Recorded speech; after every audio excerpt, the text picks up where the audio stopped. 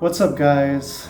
My name is Seth, and if you've never watched any of my videos before or you don't know me, I am a student and I live in Korea. I recently got a working holiday visa here. So as you know, we are in the middle of a global health pandemic, and Korea is unique in that it's one of the only countries in the world that is still allowing foreigners to enter and get visas. So I'm sure there are many people out there who are interested in visiting Korea or studying in Korea or just working as an English teacher overseas. All these options are still available to you if that's something you're interested in. Just provided that you submit the proper paperwork.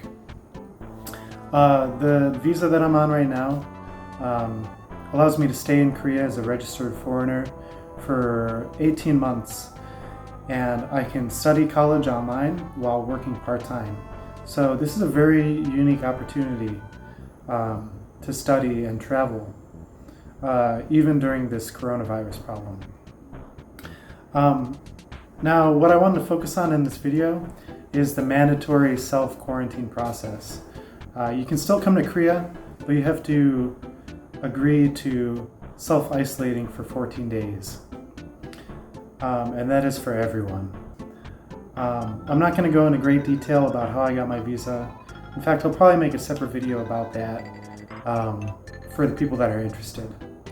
And also, what I'm not going to go really into is what it's like if you come here as a tourist without a visa. You can still do that, and you can stay in Korea for up to 90 days, but you have to stay at a government quarantine facility, which you pay for out of pocket. But they do put you in a hotel and provide you with 3 meals a day. Other YouTubers have made some really great vlogs about what it's like coming to Korea as a tourist and what you have to go through. I will provide some links in the description to that. But I'm going to be focusing on the self-isolation aspect, which will apply to English teachers, professionals, or students that are staying here for more than a couple months. Now, first off, I wanted to talk a little bit about some of the preparations I did before I got to Korea. I received my visa back in June, and I had a plane ticket booked for mid-July, so I knew exactly when I was going to arrive here. And I had been living in Korea before the Covid19 pandemic happened, which is when I had to return to the US and apply for a new visa. But I already had an apartment lined up, and I had a signed lease and contract that I would be taking over once I arrived here. However, I knew that once I got to this apartment, everything was going to be totally empty. So I wouldn't be able to buy a bed or any furniture or anything. So what I did in the weeks leading up to my departure here, I went on the Korean IKEA website and I picked out a mattress, a pillow, a desk, chair, and some linens. If you go to the Korean IKEA website, you can actually request delivery for about 50,000 won, or a little less than $40 US dollars. And you can choose the exact date and time that you want your furniture to arrive. So I requested delivery for the evening that I was going to arrive here in Korea. Now, in my carry-on, I brought a blanket and some sufficient toiletries for 2 weeks,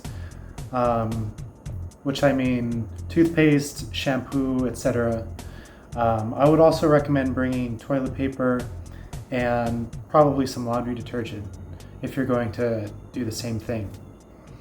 I also brought some resistance bands, which you might be able to see over here, and some workout supplements and supplies, so I would have something productive to do during my 2 weeks. Lastly, I also bought a brand new PC that I put in my carry-on bag, but it took up about 90% of my space, so I wouldn't really recommend it. You can probably just get by with bringing a laptop and self-entertain for 2 weeks. Now, the health screening process begins as soon as you arrive at the airport. At the check-in counter, the gate agents are going to make sure you have a visa, or a return flight back to the US within 90 days.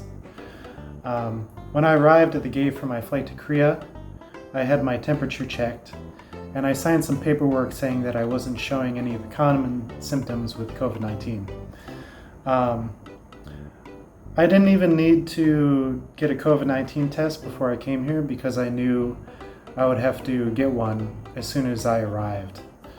And the immigration officers don't really care if you have a proven test from the US or some other country.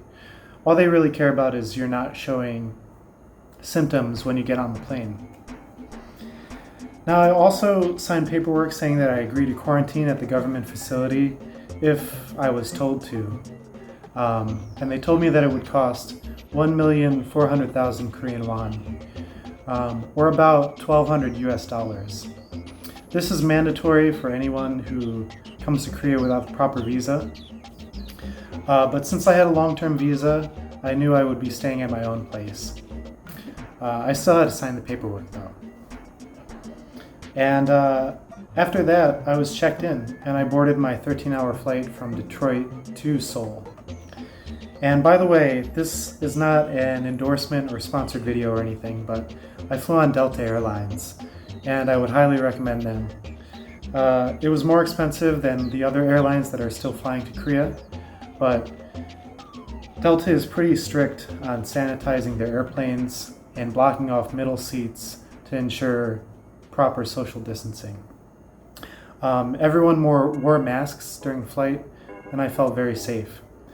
And I was also able to check 2 bags for free, which is nice because I knew that I could bring more personal items with me. And as another aside, I didn't ship any boxes to Korea because it would have been extremely expensive. Originally, I planned on bringing like a guitar and drum set that I could play while I'm in quarantine, but it was going to cost up to $800 through FedEx, so I just said forget it. And I just took my personal items. So we're on the plane, and on the plane I was given 4 different forms to fill out. The first 2 are the arrival card and the customs declaration, which are common when arriving into any country. The other 2 forms were a travel history reporting form, which basically you list all the countries that you've been to within the last 45 to 60 days. And then I also filled out a health screening form, which again said that I was showing no respiratory symptoms. So once I arrived in Korea, I had to go through the standard immigration and customs process. But as you can imagine, they added some safety measures because of coronavirus. There are a few different stations that you go to. The first station, you get your temperature checked again, and you turn in your recent travel history.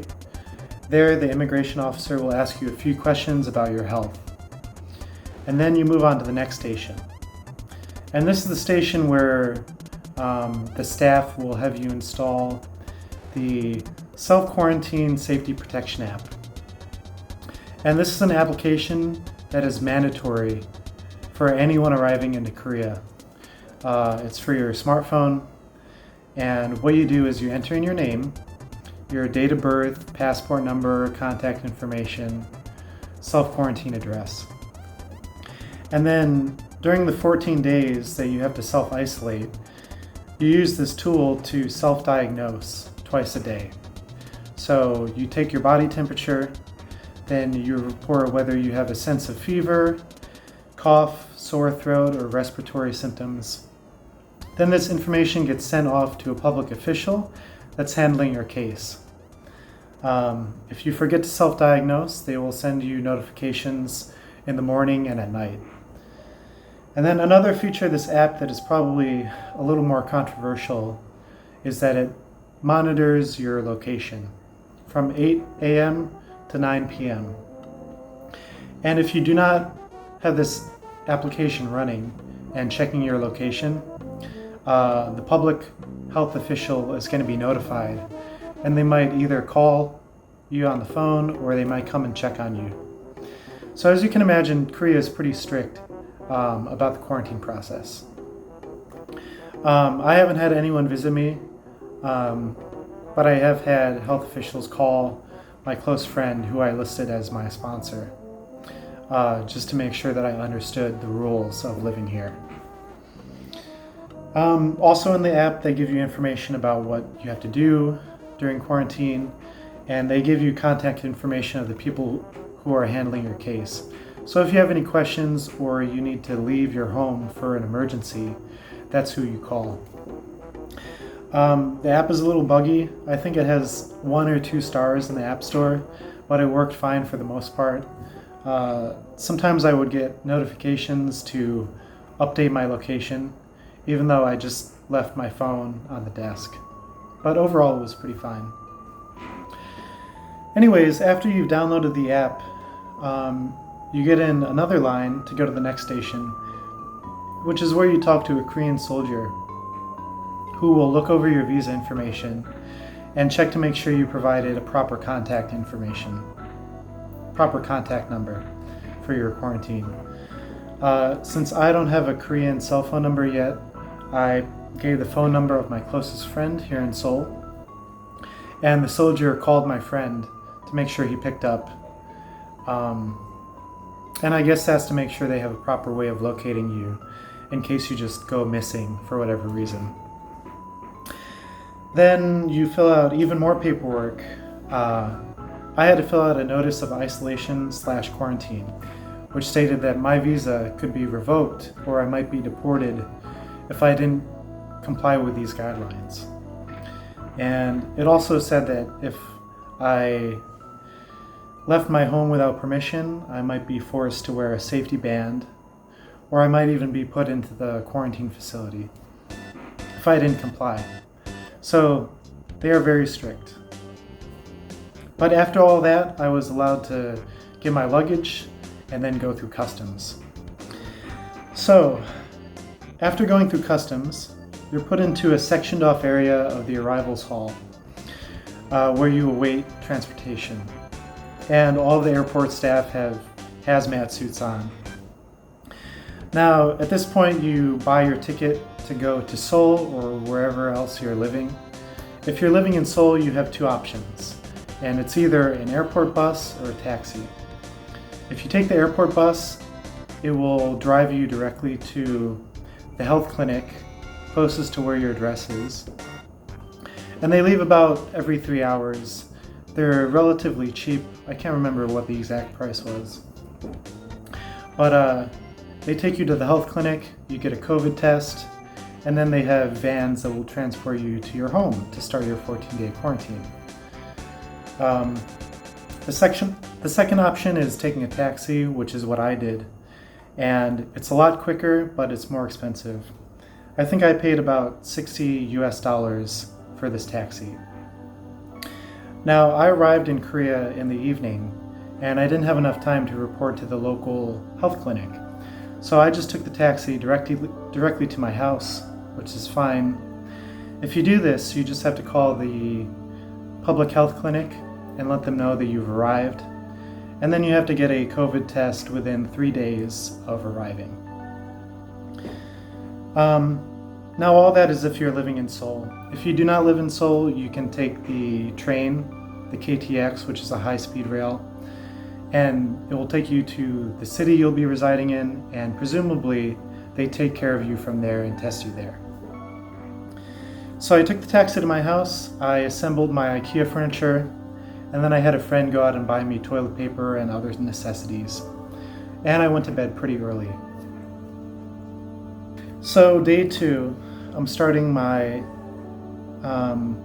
self-isolation. The first thing I did was wake up at 9 a.m.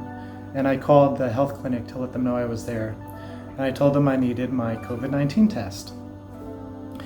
Now they said I could walk over as long as I wear a mask and socially distance, or I could take a taxi as long as I sat in the back seat of the taxi.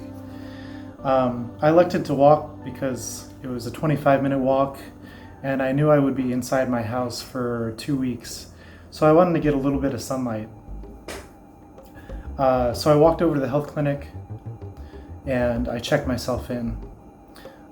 You provide all your contact information and travel history. They confirm that you're quarantining at home. And then I got my COVID test, which involved sticking one Q-tip way up the back of my nostril and then another Q-tip shoved way down my throat. So it was a little unpleasant. It wasn't that bad, but this entire process was over within 10 minutes. It was extremely efficient. And then on the way out, they will give you a little pouch that has some disinfecting spray, some masks, and trash bags that you're required to use during your quarantine. And they also give you a little, they give you a little disposable thermometer that you can use to take your temperature. So, after that, I just had to focus on making it through 2 weeks without going crazy.